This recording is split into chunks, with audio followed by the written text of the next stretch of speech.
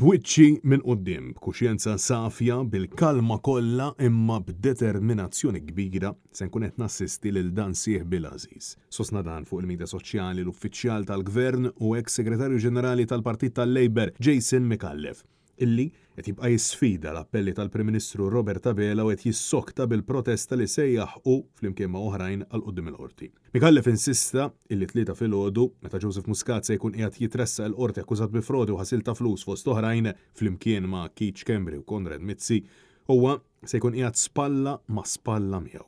Dan għaliex, skont Micallef, kien Muscat innifsu li talbu jagħmel dan flimkien ma' oħrajn biex ikun ta' għajnuna. L-Eks-Segretarju Ġenerali tal-Labor appella lil kull min se jkun qiegħed jattendi sabiex jilqgħu lill-eks Prim Ministru li taħt it-tmexxija tiegħu seħħ l-akbar frodi minn flus il-poplu biċ-ċabċib f'dan il-mument ta' prova għalih u għall-familja tiegħu. Micallef qabbel l-akkużi li qed iħabbat wiċċu magħhom Muscat u sħabu ma' kampanja elettorali u li bħalma rebaħ l-elezzjonijiet Muscat se jkun qed jirbaħ din ukoll. Argument deskritt minn bosta bħala wieħed partiġan u perikoluż b'mod partikolari f'inqas minn 24 siegħa li miġġema' nies mistennija jinġabru quddiem il-binja tal-qorti wara illi Micallef innifsu kien fost dawk illi sejħlhom biex jinġabru flimkien ma' Manuel Kuxkieri u Xarlan Guder u oħrajn.